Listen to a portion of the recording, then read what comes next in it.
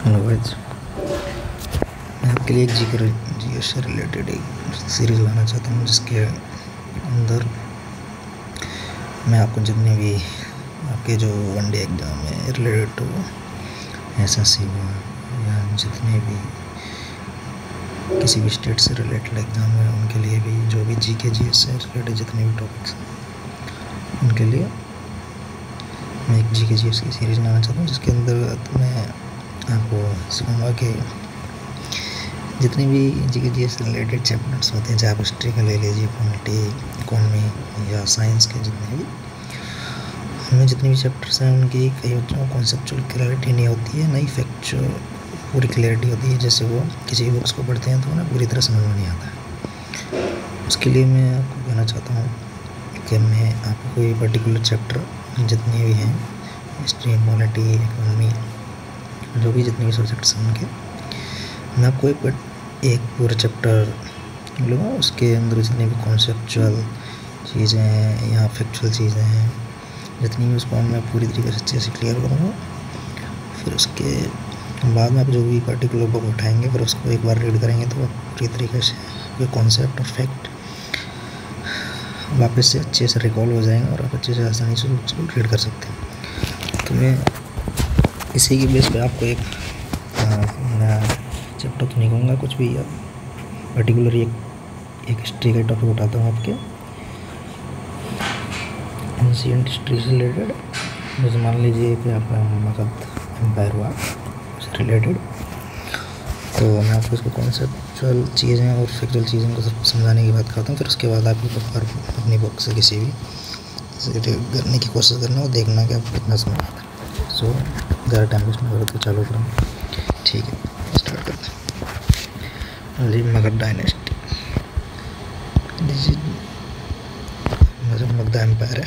मान लीजिए कि मैं आप उसको मगध एम्पायर के बारे में जितनी भी फैक्चुअल या कॉन्सेप्चुअल चीज़ें उनको बताने के लिए बता दें।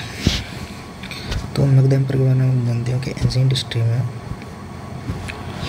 16 महाजनपद थे, उनमें थे मगध एम्पायर भी एक पर्टिकुलर मोस्ट इम्पोर्टेंट जनपद था।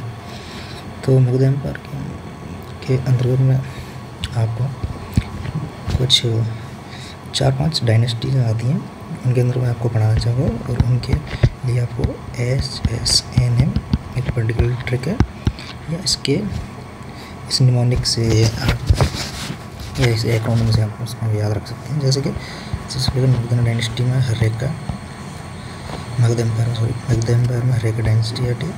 फिर उसके बाद में आपकी शिशुनाग डायनेस्टी आती है, मैं शॉर्ट में लिख देता हूँ, उसको आप समझ जाना। शिशुनाग डायनेस्टी आती है। उसके बाद में आपकी नंद डायनेस्टी आती है, नंदा। उसके बाद में आपकी मौर्यन डायनेस्टी आती है। ठीक है, तो इनमें 3-4 इम्पोर्टेंट जो डायनेस्टीज हैं वो मगध एम्पायर के अंतर्गत आती हैं, तो आप उनको याद रखना इस एक्रोनिम से। तो मैं आपको अब आपको पता चलेगा इसमें कौन कौन सी रिलेटेड में डायनेस्टीज को पढ़ना है। एक आर्य, एक शिशुनाग, एक नंदा, एक मौर्य। ठीक है, तो इस मगध एम्पायर के बारे में स्टार्ट करते हैं। चारों डायनेस्टी एक करके पढ़ेंगे, लेकिन इससे पहले मैं आपको एक चीज़ बताना चाहता हूँ कि जितने भी अपने जो एंशिएंट माइथोलॉजी से रिलेटेड बुक्स हैं, जैसे कि हुआ जी महाभारत हुआ, पुराण हुए, उनके अकॉर्डिंग महाभारत और उनके अकॉर्डिंग जो मगध एम्पायर है उसकी सबसे पहले जो स्टार्टिंग थी या इसके जो एस्टेब्लिशमेंट से संबंधित व्यवस्था थी, जिसकी स्थापना से संबंधित जो शुरुआत थी वो बृहद्रथ की थी। बृहद्रथ नाम के कीमती उन्होंने की थी, उन्होंने की थी। जो बृहद्रथ थे वो कहते हैं कि राजा पशु थे, उनके बेटे थे। ठीक है, और बृहद्रथ राजा पशु के बेटे थे, लेकिन बृहद्रथ के बेटे भी थे, उनका नाम था जरासंध। तो मैं आपको ये बताना चाहता हूँ कि मगध एम्पायर की डायनेस्टी की जो शुरुआत हुई थी वो एक किन थे आपके बृहद्रथ, जो राजा अशोक के बेटे थे, उन्होंने की थी। और राजा बृहद्रथ के प्रति जरासंध जी आपको मैंने एक छोटा ओवरव्यू दे दिया कि इसकी शुरुआत कहाँ से हुई थी और कैसे हुई थी। ठीक है, तो आपको बताना चाहता हूँ, स्टार्ट करते हैं हमने HSNM। सबसे पहले रेखा डायनेस्टी को, ठीक है, रेखा डायनेस्टी, रेखा डायनेस्टी। तो इस रेखा डायनेस्टी में आपको बताना चाहता हूँ कि सर रेखा डायनेस्टी है सबसे पहले जो मगध एम्पायर की एक पहला वंश जिसे आप कह सकते हैं। तो इसकी जो स्थापना है, एस्टेब्लिशमेंट की स्थापना से संबंधित जो भी चीज़ है, स्थापना है वो बिंबिसार ने की थी। किसने? बिंबिसार ने।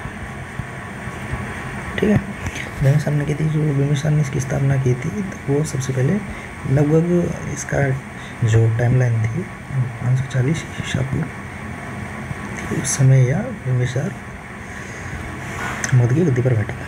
ठीक है, जो बिंबिसार था, तो मैं आपको एक बात बता दूँ, Bimbisara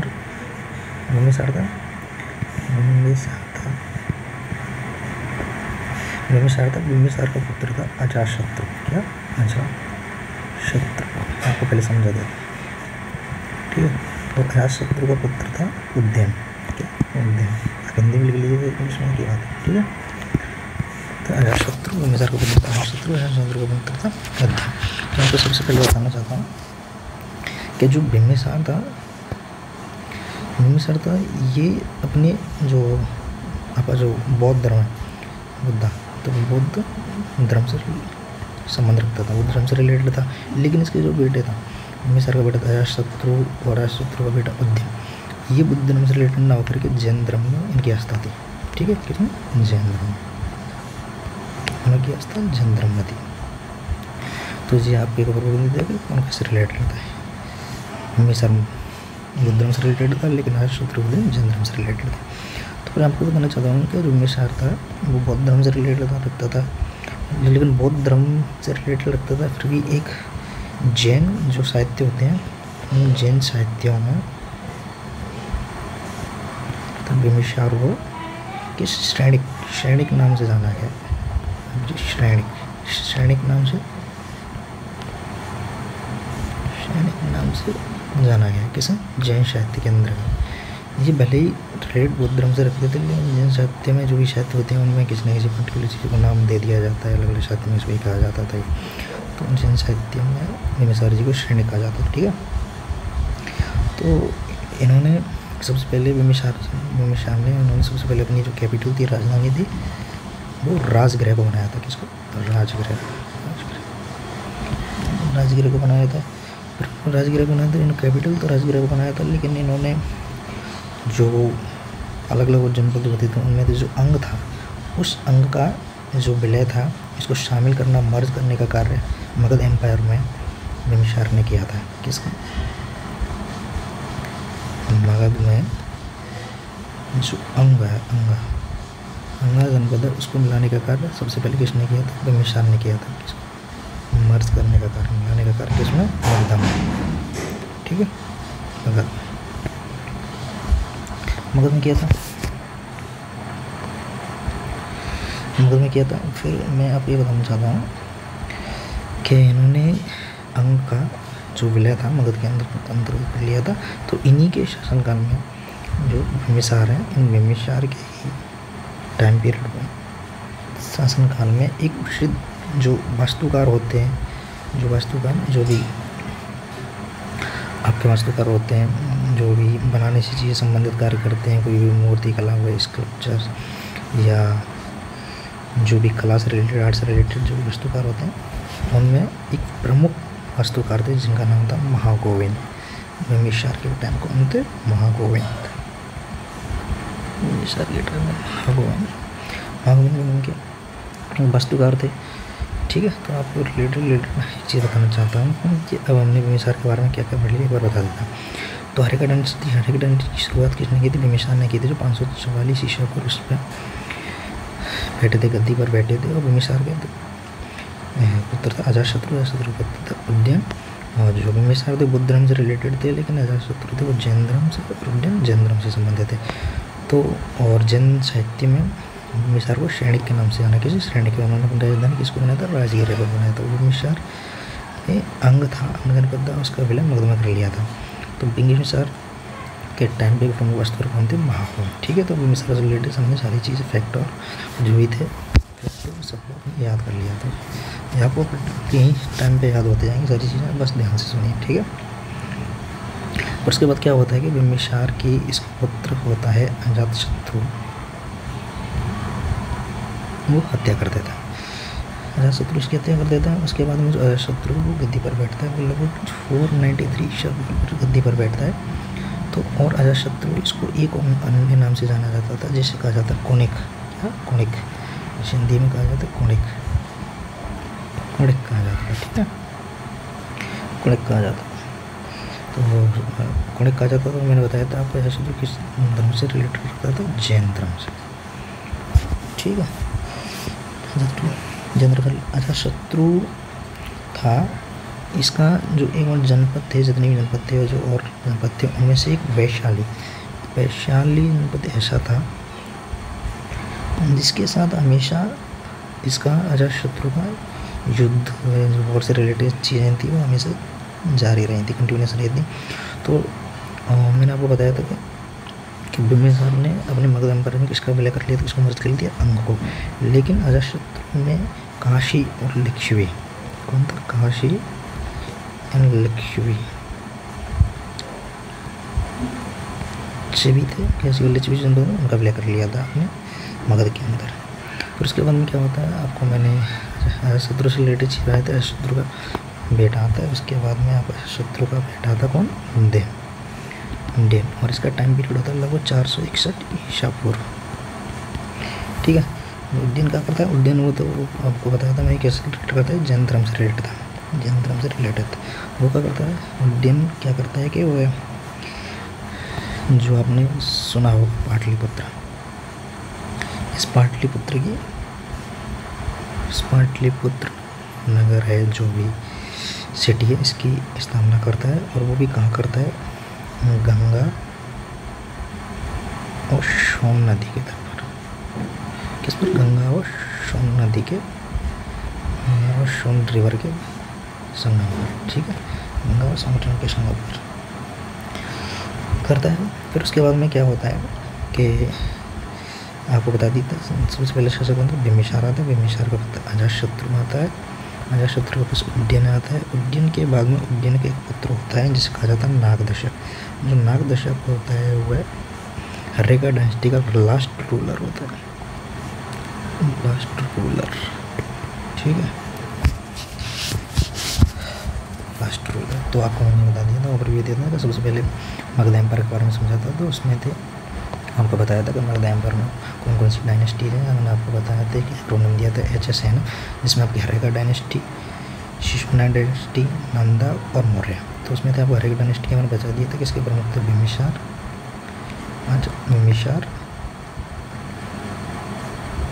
Ajatashatru, then last ruler Nagadashaka. ठीक है, तो ये आपकी जो हर्यका डायनेस्टी है वो उसका खत्म हुआ। उसके बाद में आपकी शिशुनाग डायनेस्टी के बाद में आती है HSN से। आप एक्रोनिम हमेशा आपको याद रखना है, जैसे आपको याद रहेगा उसकी शिशुनाग डायनेस्टी। कौन सी, शिशुनाग डायनेस्टी के बारे में आपको बताया जाए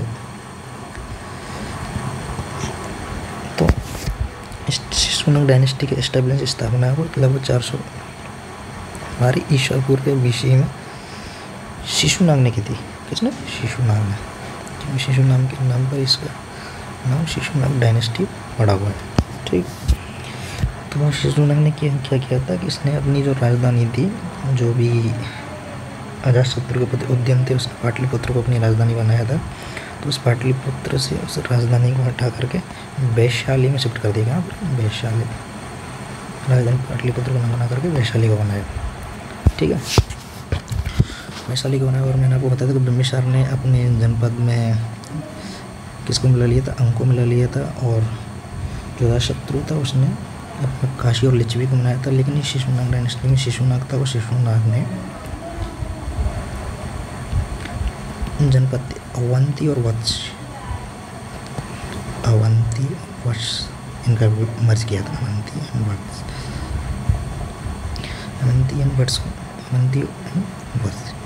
इनको मगधा एम्पायर में मर्ज कर लिया था। ठीक है, तो फिर आपको समझने के लिए तो शिशुनाग के बाद में इसका एक और उत्तराधिकारी जो भी सक्सेसर होता है वो आता है, उसका नाम होता है कालाशोक होता है। उस कालाशोक का एक टाइम पीरियड होता है वो 394 समथिंग 366 ईसा पूर्व का समथिंग होता है। आप अभी जो बुक्स होंगी वो अच्छे से इसको देख लीजिएगा। ठीक है, तो इसके टाइम में क्या होता है, कालाशोक के टाइम में ये होता है कि शिशुनाग के बाद में कालाशोक आते हैं, उनका टाइम पीरियड ये होता है। उसके बाद में इसी कालाशोक के टाइम में क्या होता है कि जो बौद्ध धर्म होता है, बौद्ध धर्म होता है, वो लगभग 2 संघ होते हैं, 2 संघों में डिवाइड हो जाता है, 2 संघों में विभाजित होते हैं। 2 संघ होते हैं आपके स्थविर, इंग्लिश में आप अपने हिसाब से और देख लीजिए, तो मैं बता सकता हूँ, लेकिन लिखने की एक ही बात है, महासंज्ञक, स्थविर और महासंज्ञक। ठीक है, क्या होता है, कालाशोक के टाइम में बौद्ध धर्म 2 संघों में डिवाइड हो जाता है, विभाजित होता है। इसमें इसका नाम होता है स्थविर और महासंज्ञक। फिर कालाशोक क्या करते हैं, अपनी जो कैपिटल होती है इसको फिर से पाटलिपुत्र में शिफ्ट कर देता है। तो शिशुनाग होता है वो अपनी राजधानी को पाटलिपुत्र वैशाली ले आता है, लेकिन उसके बाद में कालाशोक होता है फिर से वो वैशाली से कैपिटल को पाटलिपुत्र में शिफ्ट कर देता है। और उसके बाद में शिशुनाग का एक अंतिम रूलर आता है, लास्ट रूलर, उसका नाम होता है नंदीवर्धन।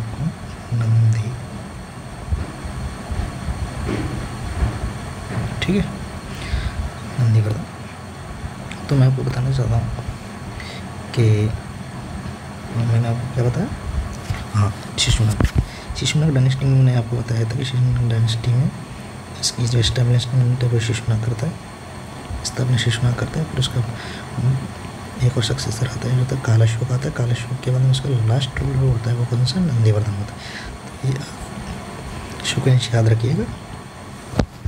फिर आपके बाद में हर एक डायनेस्टी आपको बता दी, शिशुनाग डायनेस्टी बता दिया, अब आती है नंदा डायनेस्टी, फिर उसके बाद में मौर्यन डायनेस्टी। तो मैं आपको अभी इसमें नंदा डायनेस्टी के बारे में और बताऊँ। फिर उसके बाद में मौर्यन डायनेस्टी अपने आप में एक बड़ा टॉपिक है, जिसके अंदर क्या होता है, आपको चंद्रगुप्त मौर्य, बिंबिसार, अशोक से रिलेटेड इनकी टाइमलाइन और इनके बारे में डीप में स्टडी करेंगे, इनके फैक्ट्स हैं वो सारे बताएंगे। और उसके बाद में जो मगध एम्पायर का जो एडमिनिस्ट्रेशन होता है, मौर्य एम्पायर के टाइम में जो पॉलिटिकल सिस्टम होता है, इकोनॉमिक सिस्टम होता है, जो भी चीज़ होती है उनके बारे में आपको बताएंगे। लेकिन उनके बारे में उसके बाद हर एक डायनेस्टी और नंदा डायनेस्टी, हर एक शिशुनाग बता दिया आपको। नंदा डायनेस्टी के बारे में और बताता हूँ, मौर्यन डायनेस्टी आपको कल देखेंगे।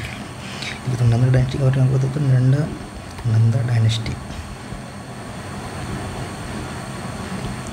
आपको बता दूँ कि नंदा डायनेस्टी में क्या होता है, नंदा डायनेस्टी में सिर्फ इम्पोर्टेंट रूलर होते हैं, मेन 2 ही होते हैं। एक तो सबसे पहले महापद्मानंदा,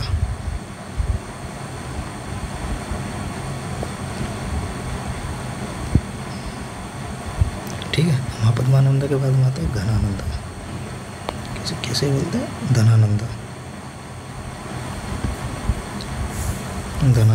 ठीक है। महापद्मानंद के बाद में धनानंद आता है।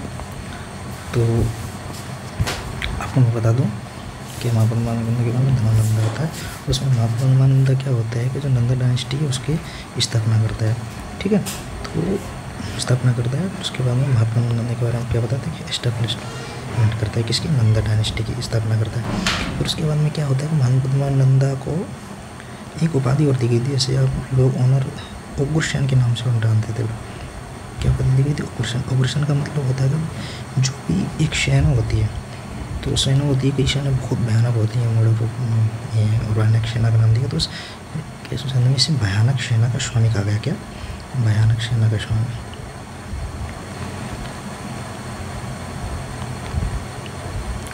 ठीक है। गुरसेन की उपाधि देगी, मतलब भयानक सेना के स्वामी की उपाधि देगी।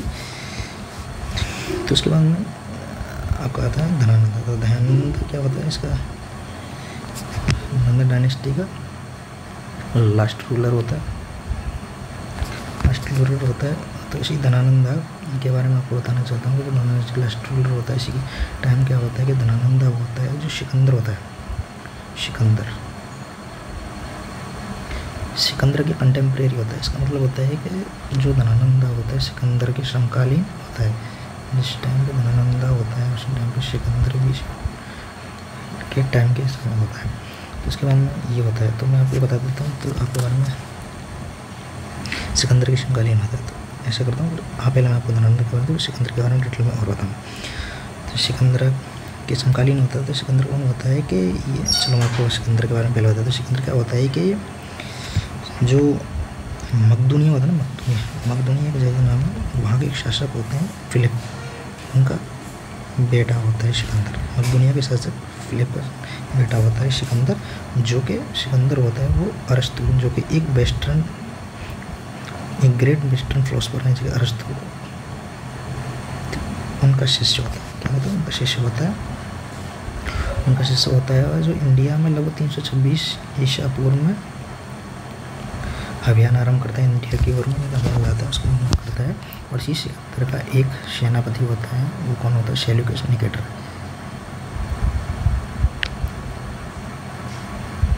होता है। सेल्यूकस निकेटर होता है। सेल्यूकस निकेटर का एक राजदूत होता है मेगास्थनीज, जिसे सेल्यूकस निकेटर चंद्रगुप्त मौर्य के टाइम पर उसके दरबार में भेजता है। ठीक है, आपको बता दूंगा। फिर इसमें क्या होता है कि सिकंदर होता है जो 326 ईसा पूर्व में भारत की ओर आक्रमण करता है। उस टाइम पे क्या होता है कि जो भारत में प्रवेश करता है, तो उसके टाइम पे जो पंजाब एरिया है इंडिया का नॉर्थ वाला रीजन है, एरिया का नॉर्थ रीजन जो पंजाब का एरिया है, पंजाब के एरिया में क्या होता है कि जो ईरानियंस होते हैं, कुछ ईरानियन होते हैं, ईरानियन में क्या होता है कि पोरस होता है, पोरस के साथ में सिकंदर का युद्ध होता है, जिसे क्या कहा जाता है कि सिकंदर पोरस युद्ध के नाम से जाना जाता है, जिसे सिकंदर पोरस बैटल के नाम से जाना जाता है। इसी सिकंदर पोरस बैटल को हाइडेस्पीस क्या कहा जाता है, हाइडेस्पीस के युद्ध के नाम से भी जाना है, हाइडेस्पीस युद्ध के नाम से भी जाना जाता है। ठीक है, हाइडेस्पीस के युद्ध के नाम से जाना जाता है। फिर उसके बाद में क्या होता है कि सिकंदर का जो युद्ध पोरस के साथ में युद्ध होता है हाइडेस्पीस युद्ध के नाम से जाना जाता है। और ये पंजाब रीजन में होता है। पंजाब रीजन में भी कहा झेलम नदी के पास, किसमें, झेलम नदी के पास में होता है। और उसके बाद में क्या होता है कि जो सिकंदर होता है, सिकंदर को वापस जो आपकी ब्यास नदी है, वहाँ से ब्यास नदी को कहता है कि इसमें इंडिया की जो ब्यास नदी है उसको पार नहीं करता है, फिर वापस से अपने लौट जाता है वो। और वापस से लौट के जाने पर उसकी लगभग 325 या 323 BC ईसा पूर्व के समथिंग बगदाद, जिसे आज का बगदाद कहा जाता है, मतलब इस पुराने टाइम में जैसे बेबीलोन कहा जाता था। क्या, बेबीलोन। उस बेबीलोन में जाकर के उसकी डेथ हो जाती है। ठीक है, उसकी डेथ हो जाती है बेबीलोन।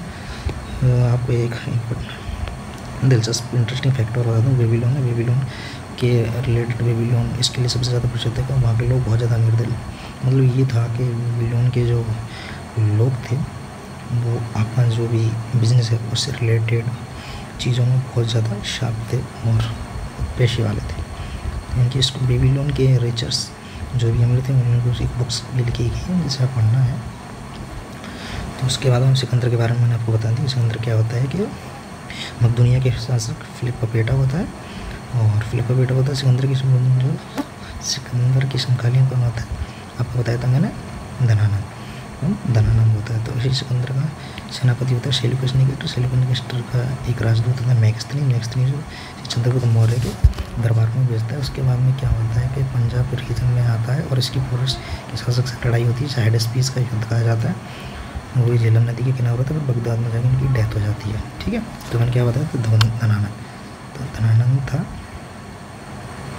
धनानंद और सिकंदर के कंटेम्प्रेरी था, मैंने आपको बता दिया। और सिकंदर के बारे में पूरा डिटेल से आपको बता दी। तो धनानंद सिकंदर के कंटेम्प्रेरी होता है। और उसके बाद में क्या होता है, सिकंदर के कंटेम्प्रेरी होता है, फैक्ट आप याद रखना। उसके बाद धनानंद के बारे में चीज़ बताना।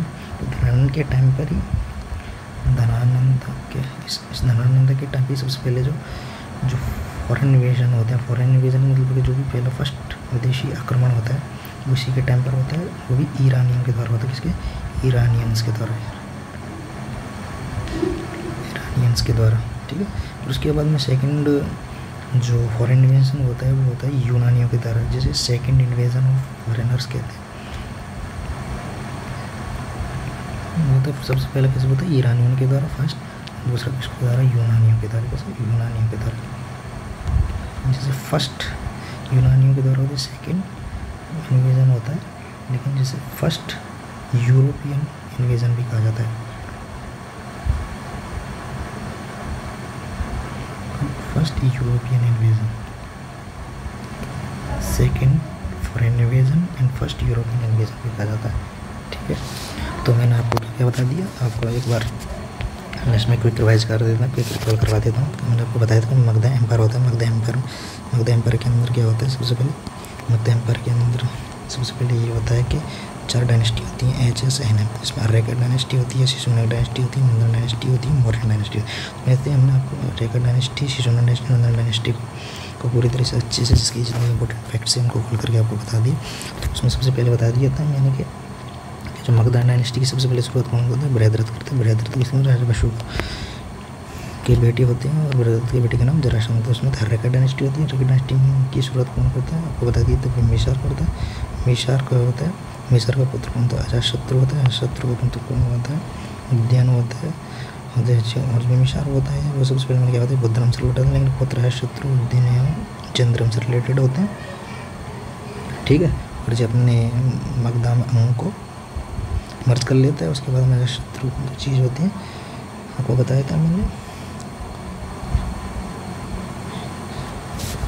कि ये अंगा को अपने अंदर लेकर लेता है। फिर उसके बाद में जो उद्यान होता है वो अपने ये जो काशी और लिच्छवी है उनको अपने अंदर मर्ज कर लेता है। फिर उसके बाद में आप शिशुनाग डायनेस्टी पढ़ते हैं। शिशुनाग डायनेस्टी में शिशुनाग होता है। शिशुनाग डायनेस्टी के बाद में उसका एक और सक्सेसर होता है जिसे कालाशोक कहा जाता है। कालाशोक के टाइम पर ही जो बौद्ध धर्म होता है 2 संघों में बट जाता है, जो स्थविर तथा महासंघिक कहा जाता है।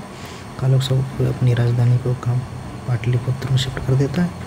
फिर उसके बाद में जो पाटलिपुत्र शिफ्ट कर देता है, उसके बाद में शिशुनाग डायनेस्टी के राष्ट्र रूलर होता है नंदीवर्धन, ठीक है। नंदीवर्धन, तो नंदीवर्धन के बाद में राष्ट्र रूलर होता है। फिर उसके बाद में नंदा डायनेस्टी आती है। नंदा डायनेस्टी में रूलर होता है सबसे पहले महापद्मानंद होता है। महापद्मानंद होता है, उसमें मैंने आपको बताया था महापद्मानंद को कृष्ण कहा गया। कृष्ण मतलब कि जो आपको बताया था कृष्ण मनोगे भैनक्षना का स्वामी कहा जाता है। फिर उसके बाद में महापद्मानंद के बाद में धनानंद आ जाता है। धनानंद आता है, धनानंद होता है वो सिकंदर के कंटेम्प्रेरी होता है। सिकंदर के बारे में मैंने आपको फैक्ट बता दिए थे कि मकदूनिया से फ्लिप का पुत्र होता है और इसका सेनापति होता है सिल्यूकस निकेटर। और इसके बाद में हाइडेस्पीस का युद्ध होता है। और इसके साथ में जो फर्स्ट एंड सेकेंड इन्वेजन्स होते हैं इसके धनानंद के टाइम के। और उसके बाद में धनानंद डायनेस्टी आपकी समाप्त हो जाती है। और सिकंदर के बारे में बता दिया, बगदाद जाकर के इसकी मृत्यु हो जाती है। तो इसके लिए मैंने आपको बता दिया जो भी, इससे मैं आपको ये बताना चाहता हूँ कि आपकी जो भी हिस्ट्री, पॉलिटी है, इकोनॉमिक्स, जो भी सब्जेक्ट्स हैं उनसे रिलेटेड जितनी भी कॉन्सेप्ट्स या फैक्चुअल डिटेल्स हमको याद नहीं हो पाती हैं, एक सीक्वेंस में मैंने आपको एक स्टोरी के द्वारा या एक जितने जो इंपॉर्टेंट फैक्ट्स हैं उनके सब के द्वारा मैंने आपको इसकी एक डिटेल एनालिसिस दी है। इससे आपको समझ में आया होगा क्या क्या चीज़। अब आप एक बुक की कोई पर्टिकुलर बुक लेना, उसकी उसकी रीडिंग करना तो आपको पता चलेगा कि ज़्यादातर फैक्ट्स कॉन्सेप्ट क्लियर हो चुके हैं और आपको आसानी से समझ में आ रही है। इसी प्रकार से हम और सारी चीज़ें लेके आएंगे। तो कल ले आऊँगा जो भी अगली जो नेक्स्ट टॉपिक होगा उसमें मौर्यन डायनेस्टी और मौर्य एम्पायर के बारे में होगा। मगध के अंदर HSNM में हमने आर्यका, शिशुनाग, मौर्य डायनेस्टी, मौर्य डायनेस्टी के बारे में पढ़ेंगे, जिसके बारे में चंद्रगुप्त, अशोक, बिम्बिसार और उनके administration, political system, economic system सबके बारे में पढ़ेंगे। तो अगर आप देखना आपको कैसा लगा और रिव्यू देना और बताना। उसी प्रकार से हम अगली नेक्स्ट वीडियो अपलोड करेंगे, वो सारी सब्जेक्ट से रिलेटेड होगी। ठीक है, ओके बाय। इसलिए stay healthy and stay happy. Okay.